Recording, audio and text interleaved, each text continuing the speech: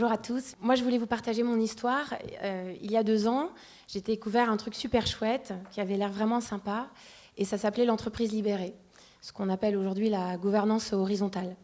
En fait, j'étais en train de lire un article dans Challenge, le magazine des décideurs économiques, et on nous expliquait que l'entreprise libérée, c'est vraiment le nouvel Eldorado pour les entreprises qui veulent faire de la croissance. Super chouette, ça avait l'air vraiment génial.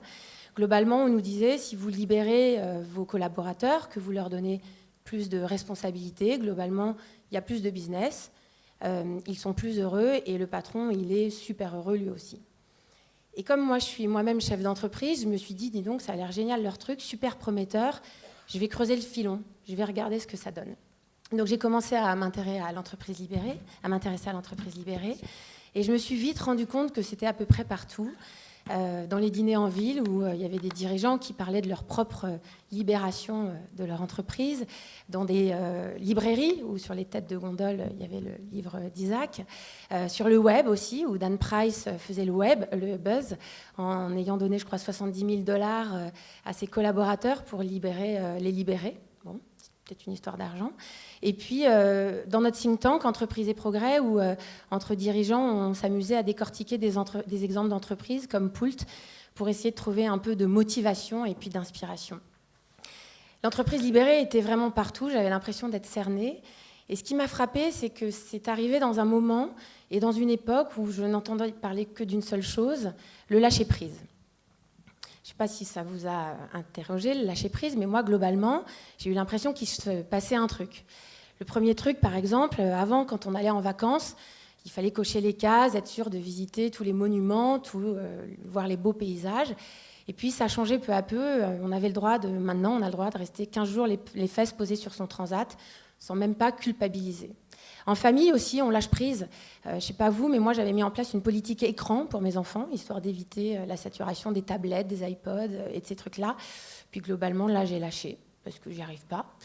Et puis d'ailleurs, avec mon téléphone portable, avant, c'était mon meilleur compagnon, mon copain. Et là, globalement, j'arrive à saturation. Et puis, comme tout le monde, je fais des espèces de digital detox, parce que j'en peux plus de mon téléphone portable. Du coup, face à tout ça, moi, je me suis dit que j'avais vraiment envie d'essayer le lâcher-prise.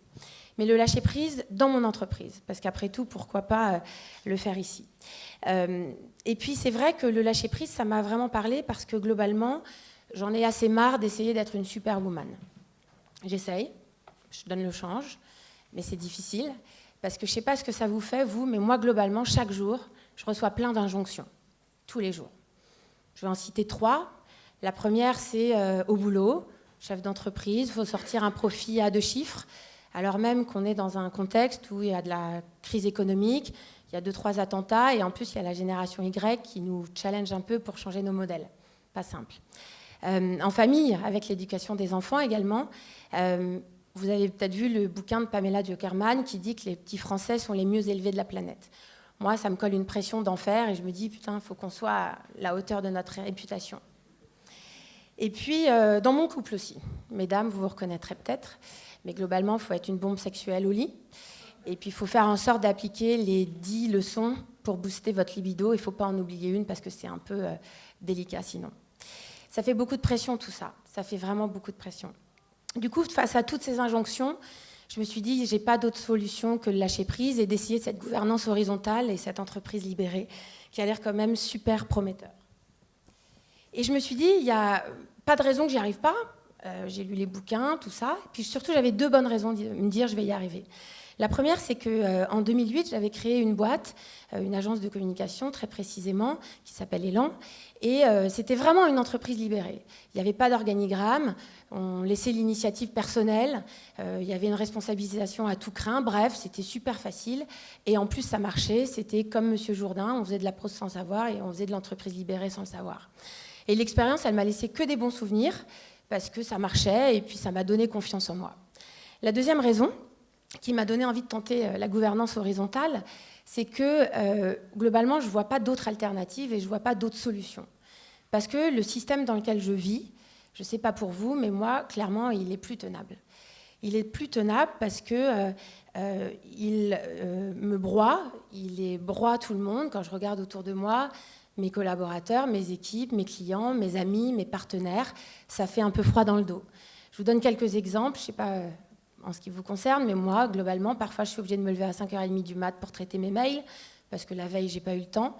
Du coup, chaque nuit, je grignote toujours plus de sommeil, d'heures de sommeil, et je suis fatiguée. Après, dans la journée, quand on arrive au boulot, on enchaîne les réunions back-to-back, comme disent les anglo-saxons, et on n'a même pas le temps de respirer entre deux réunions. Justement, respirer. Il faut respirer, parce que sinon, on a tendance à être en apnée, et ça, c'est pas super bon. Et le soir, quand on rentre à la maison, et je vous livre mon expérience, on raconte une histoire à ses enfants, en tout cas moi je leur raconte des histoires, et puis je me rends bien compte que mon cerveau, il n'est pas là, et il est en train de faire la to-do list de la soirée de travail qui s'annonce. Et puis, une fois que cette soirée de travail elle a été faite, je me mets à gérer mes réseaux sociaux, ça j'en ai des tonnes, parce qu'en fait, finalement, c'est un peu tout ce qui nous reste pour essayer d'avoir encore l'illusion d'une vie sociale.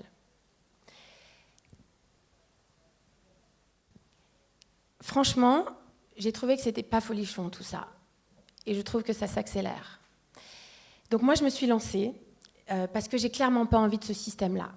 J'ai envie de vivre intensément, j'ai envie de vivre profondément, j'ai envie d'une vie réelle, j'ai envie d'être connectée aux autres. Je veux plus de ce système. Voilà, donc je me suis lancée. Je me suis dit, allez Marion, vas-y, ça a l'air vachement bien, lance-toi.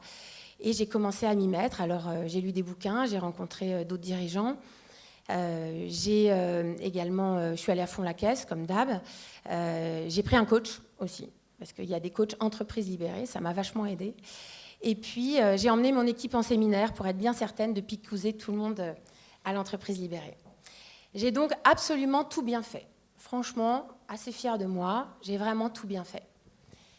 Le problème, c'est que, et c'est ce que j'ai envie de vous dire aujourd'hui, c'est que la réalité, elle n'a absolument rien à voir avec la théorie. Ce que vous pouvez lire dans les livres, ce que vous pouvez voir sur le papier, ce n'est pas du tout ça la vraie vie.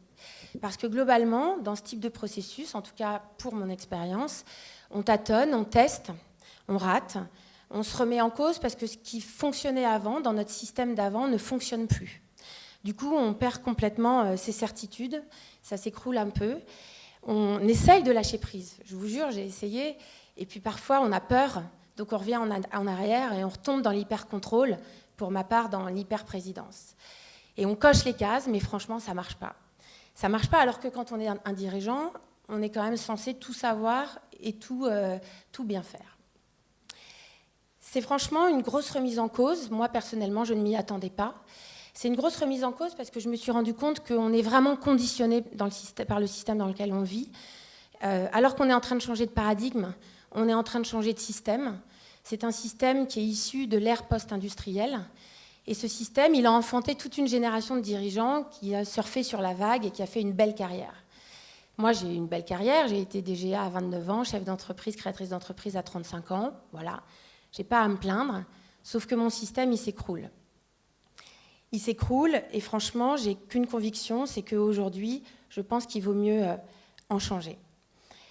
À ce moment-là, face à ces difficultés, je peux vous faire une confidence, et c'est pas facile, mais c'est vrai que j'ai un peu perdu la foi, j'ai un peu perdu le sens de ce que je faisais. Je pense pouvoir dire que j'ai paniqué, que j'étais dans cet état de confusion, vous savez, où parfois le sol se dérobe sous vos pieds et puis vous savez pas trop comment vous en sortir.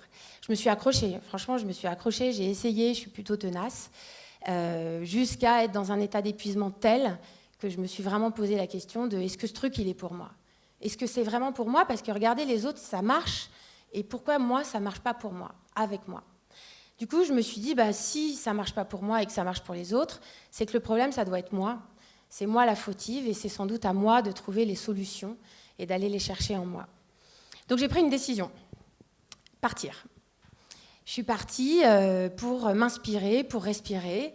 Je suis partie 2 semaines à Singapour et à Mumbai, rencontrer mes collègues d'Edelman, donc on a bossé ensemble, c'était rigolo, ça m'a changé les idées. Et puis, ça ne suffisait pas. Donc j'ai pris une deuxième décision, c'est que je ne suis pas rentrée en France, et je me suis tirée dans un ashram, toujours en Inde. Et donc là, je me suis dit, je vais faire une retraite. Je vais être face à moi-même. Je vais tenter l'isolement, je vais tenter le réalignement. Et je vais me laver la tête, l'esprit et le corps pour essayer de comprendre là où j'en suis. C'est une grande solitude, parce qu'en fait, on est seul. Seul notamment quand on prend son repas, et il y en a quand même 3 par jour, donc il faut tenir. Parce que vous savez quoi ? Le ashram, c'est pas du tout rigolo comme on le dit. Pas du tout. Par exemple, j'ai passé 1h30 sur un tapis de yoga à essayer de respirer. Quand on est speed comme moi, c'est juste pas possible. Et on nous dit, tu vas voir, tu vas ouvrir tes chakras, tout ça. Ouais, là, ça vient pas. Ou alors, dans un ashram, on parle pas. Non, on se tait. On fait silence. Quand on travaille dans la communication, comme moi, globalement, c'est un défi. Et puis, on nous prend notre téléphone portable, on le laisse à l'accueil en arrivant, au cas où on serait un peu tenté d'appeler nos petits copains pour se plaindre. Et puis surtout, on fait une détox alimentaire. Plus de café, plus d'alcool, plus de sucre, plus de gluten, plus rien. Et moi, ce qu'ils ont fait, comme ils avaient repéré que j'ai un peu accro au sucre, ils m'ont piqué mes bounties que j'avais planquées dans ma chambre en arrivant. Du coup, voilà. Du coup, le ashram, c'est ça. C'est tout ce que j'ai laissé derrière moi. Et là-bas, en Inde, j'ai compris. Je ne suis pas revenue la même. Je crois pouvoir dire que l'Inde m'a profondément changée. Peut-être qu'elle m'a littéralement sauvée aussi. Et je suis revenue avec une conviction qui est que pour libérer mon entreprise, c'est juste pas mes méthodes et mes process que je dois changer, mais c'est moi. Moi, profondément, c'est à moi de me transformer, c'est moi qui suis sous surveillance. C'est mon système qui doit changer et c'est mon regard sur la vie. Donc aujourd'hui, devant vous, je suis venue ici parce que c'était une belle opportunité de partager cette expérience et de vous livrer un message. Libérez-vous. Libérez-vous parce que c'est important d'oser de se connecter à votre être et à votre lumière pour devenir un leader libérateur, comme on le dit.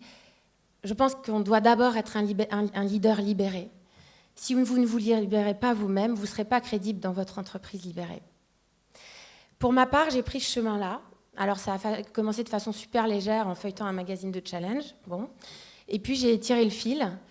Et les choses ont profondément changé pour moi. Maintenant, je suis sur cette route. Voilà où j'en suis. Et je voulais finir en vous remerciant. Merci pour me donner l'opportunité de parler de ça aujourd'hui devant vous, alors que c'est encore très récent. C'est une expérience pour moi de vous parler, un moment privilégié, un peu comme une thérapie peut-être, et un moment à la fois compliqué parce que je ne suis qu'au début. J'ai l'impression de ne rien savoir, de rien maîtriser, et pourtant c'est la route que j'ai choisie et je suis dessus. Je me sens même un peu honteuse face à vous et avec mes collègues, parce qu'effectivement, j'ai l'impression d'être une débutante. Mais ce que je peux vous dire, c'est que si le chantier paraît immense, parce qu'il est vertigineux, la route, elle est belle. Et elle est vraiment super belle. Et l'invitation que j'ai envie de vous lancer aujourd'hui, c'est « Et si vous aussi, vous preniez votre propre route ?» Parce que je ne serais pas contre avoir quelques compagnons de route, moi aussi. Pour ça, on n'est pas obligé d'aller en Inde. On pourrait peut-être juste commencer ici, au Havre. Merci. Merci Marion.